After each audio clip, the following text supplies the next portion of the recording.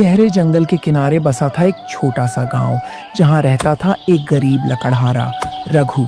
उसकी दुनिया में थी उसकी पत्नी गंगा, बेटा मोहन और एक बेटी राधा। गरीबी ने उनके जीवन को कठिन बना दिया था, लेकिन फिर भी रघु अपनी मेहनत और ईमानदारी पर विश्वास करता था। वो हर रोज जंगल जाता और लकड़ी काटकर अपने घर का पेट भरता था।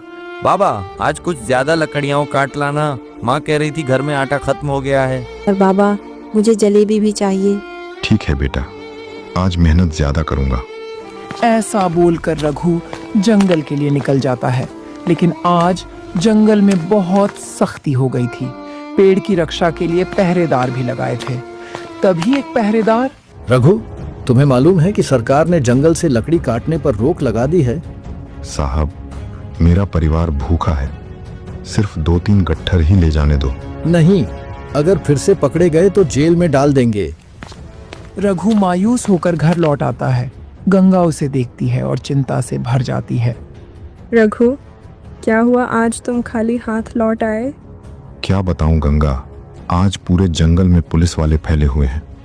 उन्होंने पेड़ काटने पे सख्ती कर दिया है। अब हम पेड़ नहीं काट सकते हैं।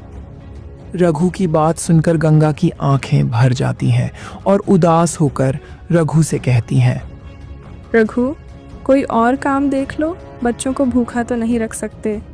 काम ही कहाँ है गंगा, मैं फिर से कोशिश करता हूँ। रघु अपनी कुल्हाड़ी लेकर उदास मन से जंगल की ओर जाने लगा। तभी जंगल में उसे एक साधु बाबा मिलते हैं।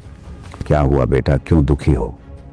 बाबा, मेरा परिवार भूखा है। मैं चाहकर भी उनका पेट नहीं भर पा रहा हूँ।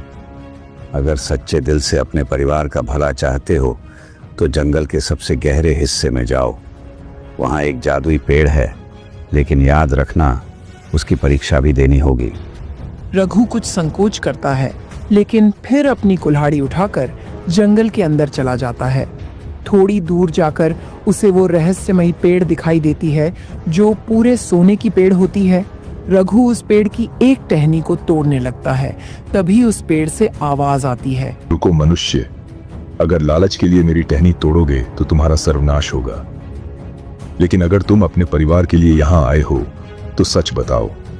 हे देव, मुझे सिर्फ अपने बच्चों के लिए 2 समय की रोटी चाहिए, न ज्यादा न कम। तुम्हारी नीयत साफ है, जाओ, लेकिन याद रखना इस दौलत का सही इस्तेमाल करना। तभी एक सोने की टहनी अपने आप टूटकर रघु के हाथ में आ गिरती है। रघु चौंक जाता है और खुशी खुशी अपने हिस्से का सोना लेकर घर के लिए निकल जाता है। रघु, ये सोने की टहनी कहाँ से आई? ये मेरी मेहनत और सच्चाई की कमाई है गंगा। मोहन और राधा खुशी से उछल पड़ते हैं। रघु सोने की टहनी बाजार में बेच देता है और अच्छी खासी दौलत कमा लेता है। घर में खाने के लिए भरपूर अनाज आ जाता है। रघु अपनी बची हुई दौलत से गांव में एक लकड़ी की दुकान खोलता है। धीरे धीरे उसका व्यापार बढ़ता है और वह गांव का सबसे प्रतिष्ठित व्यापारी बन जाता है। लेकिन उसने कभी किसी को जादुई पेड़ के बारे में नहीं बताया। अगर आपको हमारी कहानी पसंद आई तो कृपया वीडियो को लाइक और चैनल को सब्सक्राइब जरूर करें।